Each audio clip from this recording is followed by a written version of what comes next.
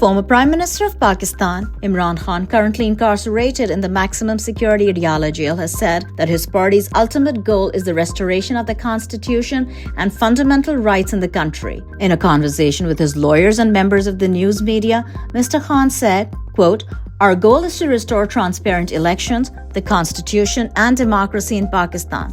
We want democracy to be reinstated in the country, rule of law revived, and suspended basic human rights restored," end quote. Pakistan has witnessed unprecedented state violence against Mr. Khan and his political party following the toppling of his government in what he has declared as a soft coup led by then Army Chief Qamar Javed Bajwa. Mr. Khan has now been in jail for 529 days and has not been seen in public during this time. Pakistan's powerful military intelligence agencies have imposed an unannounced ban on Mr. Khan's statements in the media. His messages are shared through his family or members of his party through his Twitter account.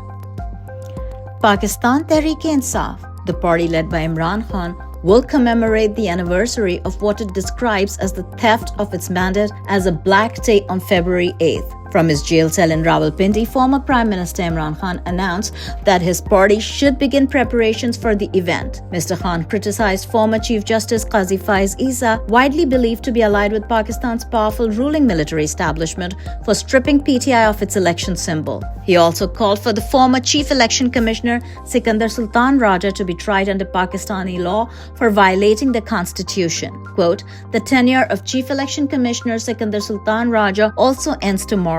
If there is one person who should have Article 6 treason invoked against them in this country, it is Sikandar Sultan Raja, who stole the people's mandate while Justice Qazi Faiz Isa provided protection to this electoral fraud," end quote, said Mr. Khan. Independent election observers, including the UN, said that in the lead-up to the 2024 general elections, members of Khan's party were arrested and tortured and their rallies were disrupted. The UN Human Rights Council, in an opinion on Mr. Khan's arrest, also said, quote, "Widespread fraud took place on election day, including stealing dozens of parliamentary seats," end quote.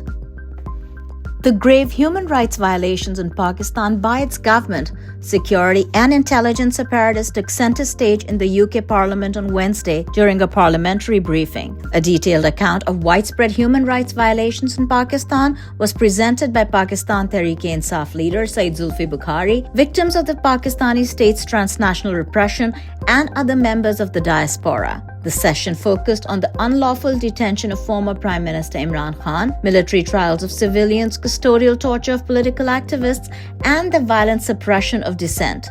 Zulfikar Bukhari, the PTI leader, highlighted the findings of the United Nations Working Group on Arbitrary Detention, which issued 6 key recommendations, including the immediate release of Imran Khan and compensation for his unlawful imprisonment. Quote, "After our government fell, the primary tactic used to break down our party was torture, whether physical or mental. We had 13,000 people incarcerated. To this day, senior leaders, including women, remain imprisoned," end quote, Bukhari revealed. The Pakistani diaspora has mobilized to sensitize the world about the country's descent into a brutal authoritarian dictatorship. A congressional briefing is also scheduled in the US next week by Pakistani Americans.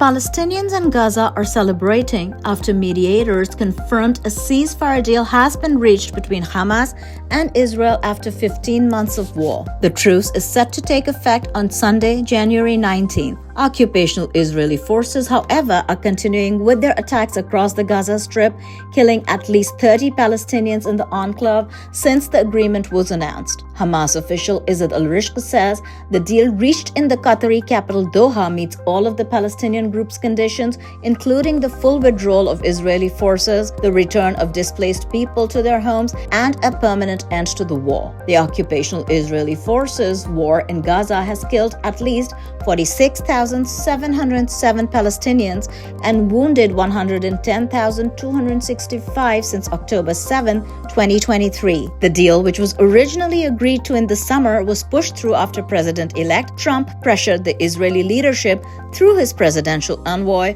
to accept the deal.